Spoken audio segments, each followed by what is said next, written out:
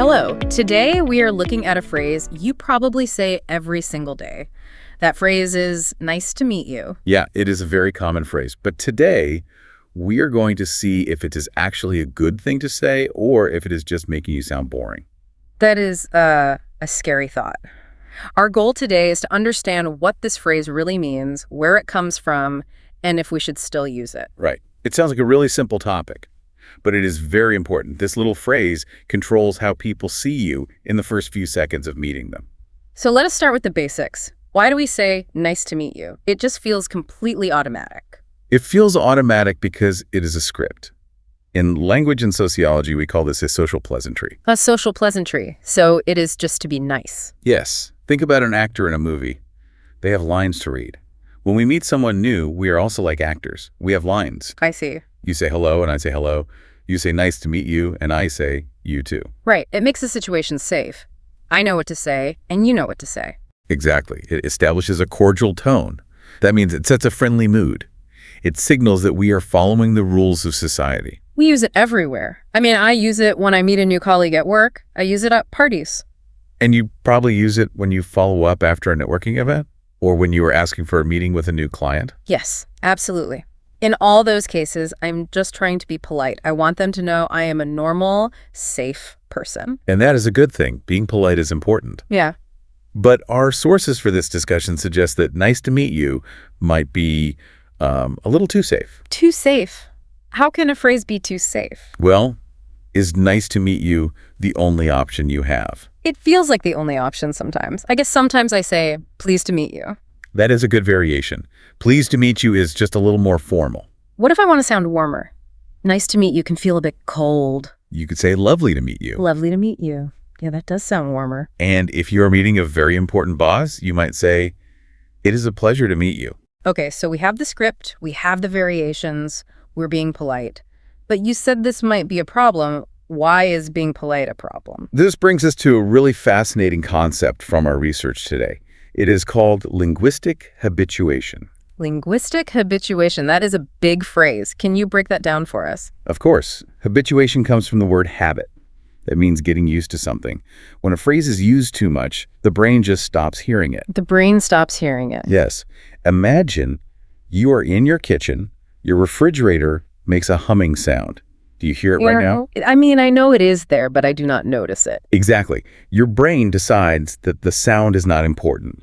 It is predictable. So your brain mutes it to save energy. I see. It is just like background noise. We call this white noise. And the phrase, nice to meet you, has become the white noise of conversation. That is terrible. I am introducing myself to someone and I am turning into a refrigerator. In a way, yes. The research discusses something called informational entropy. Entropy usually means chaos, right? Or randomness. In information science, entropy is a measure of surprise. If I tell you something you already know, it has low entropy. It has very low information. And nice to meet you has zero surprise. Correct. It has zero informational entropy. The listener expects you to say it. So when you say it, their brain says, okay, nothing new here, and it ignores you. Wow, that is a big risk for our listeners. Yeah. If I am meeting someone important, I do not want them to ignore me. I want them to remember me. That is the danger. If you just follow the script, you might be forgotten immediately. You're just another polite person. This reminds me of a funny idea from one of our sources. We read an article by a communication coach. Her brand is called Yes, Yes, Marsha. Yes, Marsha has some very funny ideas. She joked about a sitcom scenario. She said, imagine if we stopped using the script. Imagine if we told the absolute truth when we met someone new. I love this example. It really shows how robotic we usually are. So instead of nice to meet you, you shake hands and say, I am currently panicking about my job and I really need you to like me. Can you imagine?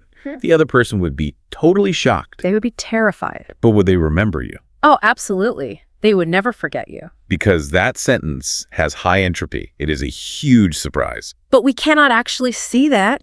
I cannot tell my new boss I am panicking. No, please do not do that. Yeah. We need the phrase for politeness. We need the script to be safe.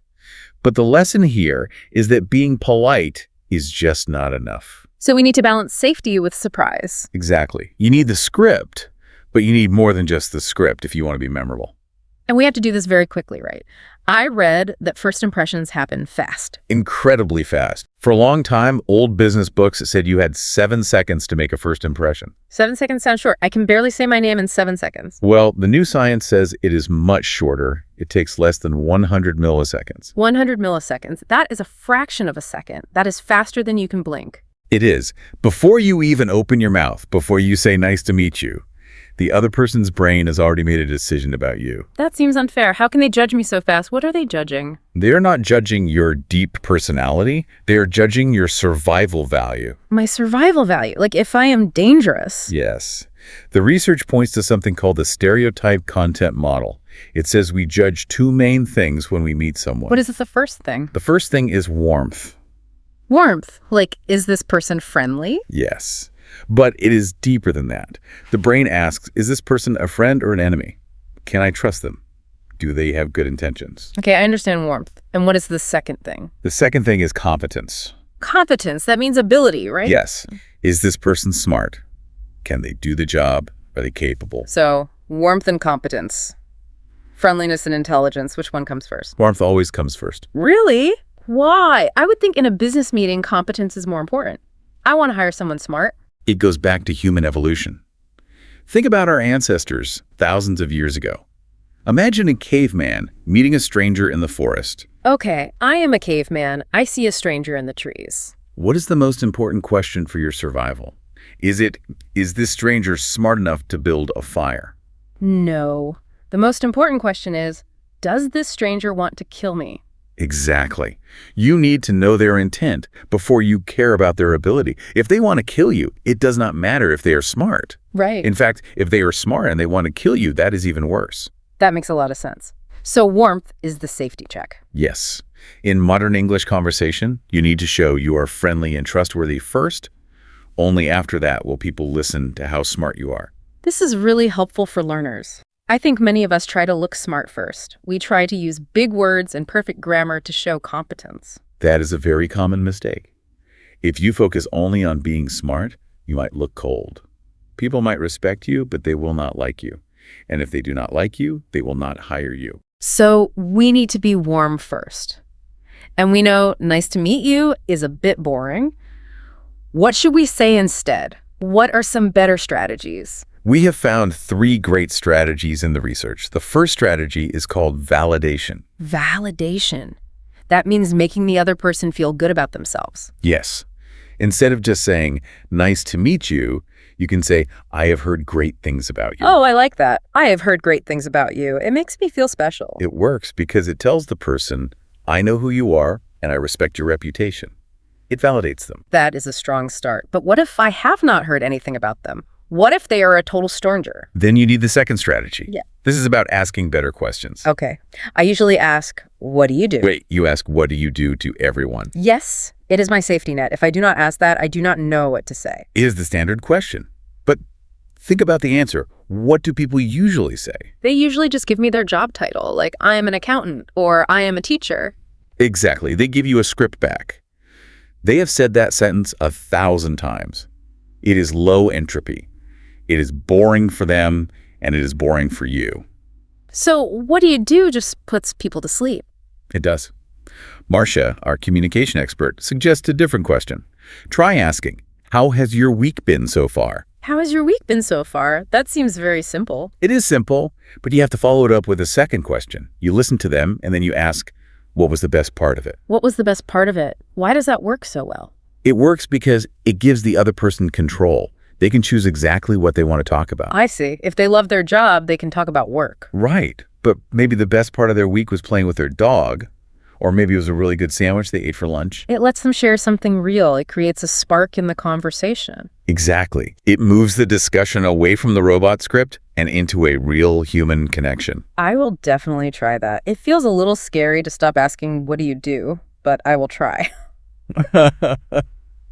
What is the third strategy? The third strategy is for connection, especially on professional websites like LinkedIn or in emails. You can write, it is great connecting with you. It is great connecting with you. That sounds very modern. It is. It acknowledges that you are starting a relationship. It is warm, but it stays professional. So we have the words. But you said earlier that first impressions happen in 100 milliseconds. That is before we even speak. So our body language must be very important. It is huge. The sources say that words are only a small part of the message. The rest is what we call nonverbal communication. Let us talk about the face. I know I should smile. That seems obvious. You would think so. But for English learners, this can be hard. Sometimes you are concentrating so hard on your grammar that you forget to smile. That is true. I am thinking about the verb tense, so my face looks serious or even angry. And that sends a signal of low warmth. But not all smiles are the same. To show true warmth, you need a specific type of smile. It is called the Duchenne smile. Duchenne smile. What makes it special? Some people call it the savor smile. It is a genuine smile. It is not just your mouth moving. A real smile must reach your eyes. Ah, the crinkles around the eyes. Yes, the little lines at the corners of your eyes. Scientists have found that we can easily spot a fake smile. A fake smile only uses the mouth muscles. So if I smile with my mouth but my eyes are dead, I look like a shark. A polite shark. Uh-huh. And that makes people trust you less. So you have to actually feel happy to meet them. Okay, smile with the eyes. What about eye contact? Eye contact is tricky. There is a rule in the US and UK called the 60% rule. The 60% rule, what is that? You should look at the other person's eyes about 60% of the time. Why not 100%? If I want to show I am listening, shouldn't I look at them all the time? If you stare at someone 100% of the time, it looks aggressive. It looks like you are hunting them. It makes people very uncomfortable. I can see that. Staring is scary. But what if I look too little? Then you look shy, or worse, dishonest. People might think you're hiding something. So aim for about 60%. That is a hard balance. Where should I look for the other 40%? You can look to the side when you're thinking. You can nod and look down for a second. Just do not stare fixedly. Is there any other secret signal with the face? There is a very small signal called the eyebrow flash. An eyebrow flash, like moving my eyebrows up and down quickly. Yes, just for a split second. Think about when you see a good friend across the room. What do? I wave and I raise my eyebrows. Exactly. It is a universal sign of recognition. It signals, I see you and I'm happy to see you. It is like saying hello without words. Yes. If you do a tiny eyebrow flash when you shake hands, you immediately look more friendly and open. That is a great tip. Now, we should also talk about the voice. The outline mentioned voice is important too. Very important. A lower pitch sounds more confident. It shows authority. So I should not speak with a high, squeaky voice if I am nervous. Right. And you should avoid vocal fry. Vocal fry, what is that? That is when your voice gets low and creaky at the end of a sentence. It sounds like a door opening slowly. It can make you sound tired or unsure. Okay, no creaky voice. Anything else? Avoid question inflection. That is when your voice goes up at the end of a sentence. Like I'm asking a question, even when I am not. Exactly. If you say, my name is John, it sounds like you do not know your own name. Keep your voice steady and flat at the end to sound sure of yourself. That is great advice for learners. Be steady. Now, I want to ask about the digital world. Many of us are meeting people on Zoom or email. My job is remote, so I meet people on screens all the time. It is the new normal. A few years ago, I started seeing people write, nice to e-meet you. Ah, nice to e-meet you. Is that a good phrase? It feels clever. The experts are very clear on this now. Do not use it. Really? Why not? It is considered outdated and unnecessary. We live in a digital world. Meeting online is completely normal now. You do not need to point out that it is electronic. It makes it sound like the meeting is not real. Exactly. It creates distance. Just say nice to meet you or great to connect. Treat it exactly like a real meeting. That is good advice. Keep it simple.